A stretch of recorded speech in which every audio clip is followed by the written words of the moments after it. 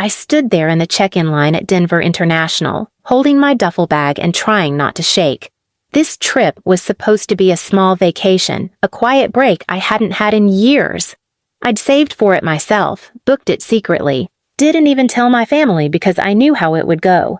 But somehow, they still found out. And sure enough, everything blew up the moment I got to the airport. I handed my passport and ticket to the woman at the desk. She frowned, scanned again, then tilted her head.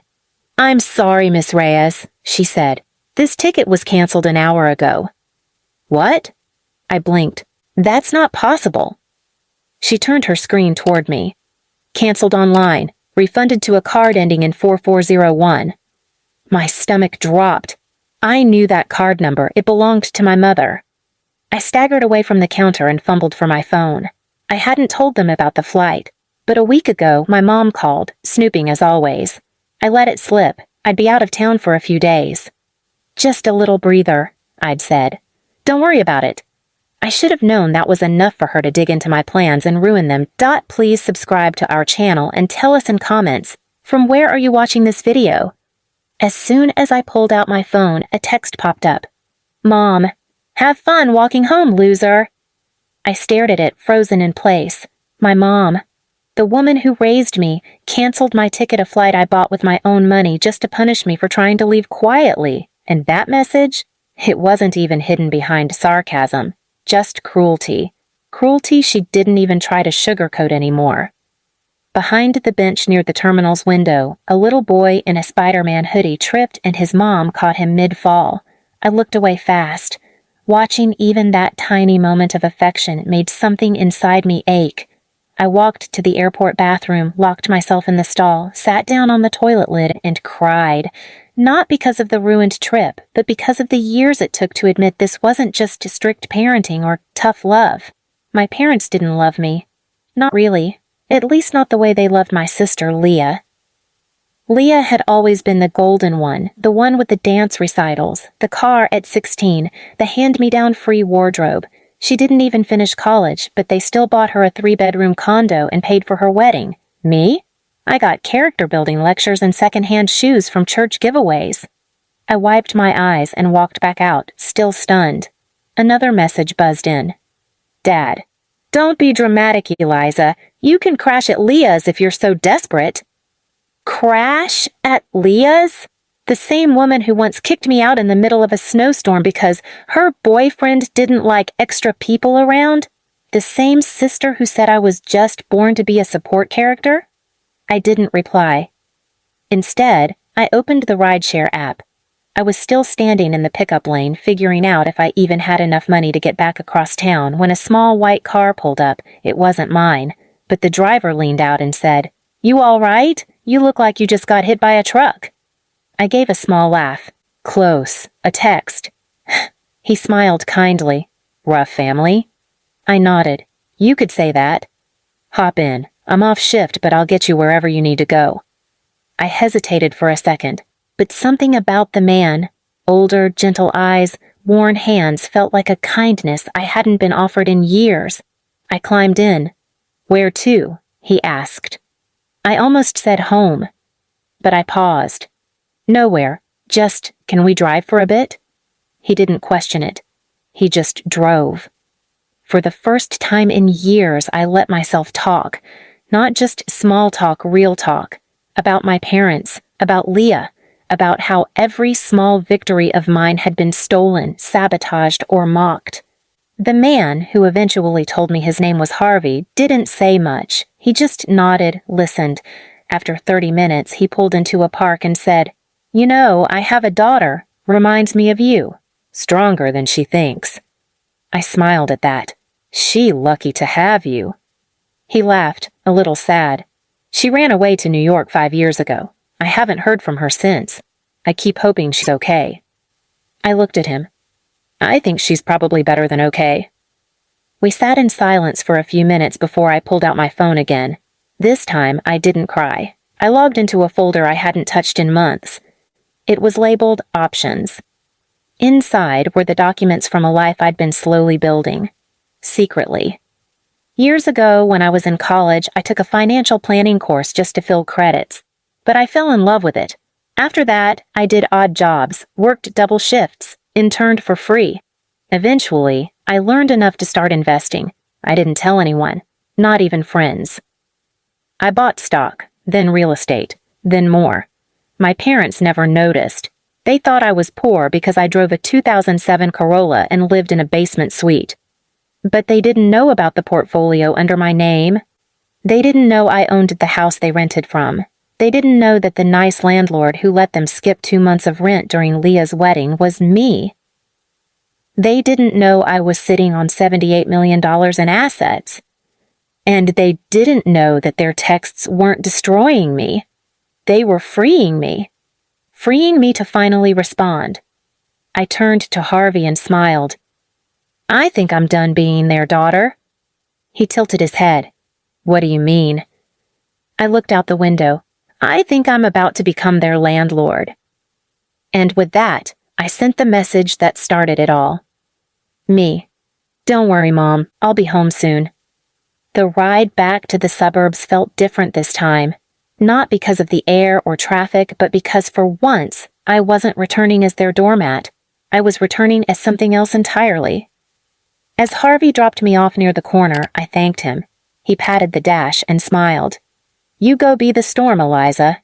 I walked the last block. Their house looked the same beige siding, overgrown lawn, Leah's white SUV in the driveway. It was the same house they used to scream at me in. The same house they kicked me out of 3 times before I turned 20. But now it was mine.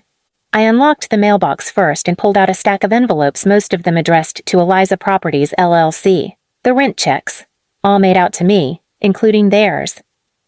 I walked up the path. I didn't knock. I walked in. My mother looked up from the couch and frowned. Why are you here? My father came out of the kitchen, chewing loudly on a sandwich. I thought we canceled your trip. Shouldn't you be sulking somewhere? Leah sat at the kitchen island, filing her nails like a villain in a soap opera. Thought you'd be crying in the terminal by now. Guess the charity flight didn't fall through, huh? I just set my bag down slowly and pulled out a plain manila envelope. Dad squinted. What's that? Eviction notice, I said, placing one copy on the counter, one on the fridge, and one on the stairs. Mom scoffed. Excuse me? You're 3 months behind on rent. Under the agreement you signed with Eliza Properties, LLC, that's me. I'm terminating the lease. Dad's face turned a shade redder. You don't own this house. Oh? I tapped the deed. Purchased under a private trust 2 years ago. I let you stay out of pity. But the text you sent earlier, the one where you called me a loser? That's not a tenant I feel safe renting to anymore. They stared at me like I'd grown a second head. Leah set down her file and laughed. You're joking. I'm not. I pulled out my phone and hit play on a voice memo.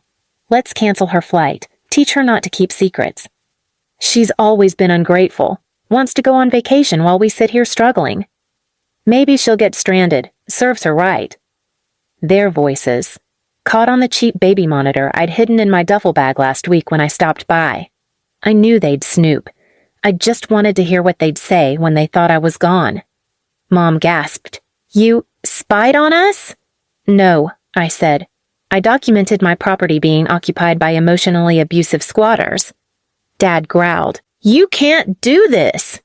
I raised an eyebrow. You sure? Because I already did. Behind me, my phone buzzed. It was a notification from the tenant portal. $14,700 paid by Leah Baxter. Leah lunged over the counter. You said the rent was delayed. Only if you hadn't laughed when I tripped down the stairs last Christmas. Remember that? While I was holding your kids' gifts? Her jaw tightened. You know what else I remember? I continued, stepping closer. Serving dinner to your kids while mine sat on the floor. Because he wasn't a real cousin. Don't twist this, Eliza. No, I'm just playing it back. Exactly how it happened. I walked up the stairs. The photos lining the wall? All of Leah. None of me. The frames? Bought with my money, I recognized the receipt from my old Amazon account they still logged into. In the guest room, once my childhood bedroom, I found a bin. My old sketchbooks, honors ribbons, college letters, shoved into plastic. I took a photo. Then I carried the bin outside, poured it into the trash, and wheeled it to the curb. Leah was already on the phone, whisper-screaming to her husband. Dad tried calling someone, maybe a lawyer. Didn't matter. I had a full legal trail. Receipts, audio, lease violations, rent records, all clean, all handled months in advance. They just didn't know who I really was, because I never let them see her, until now. "I'll give you 3 days," I said quietly, standing by the door.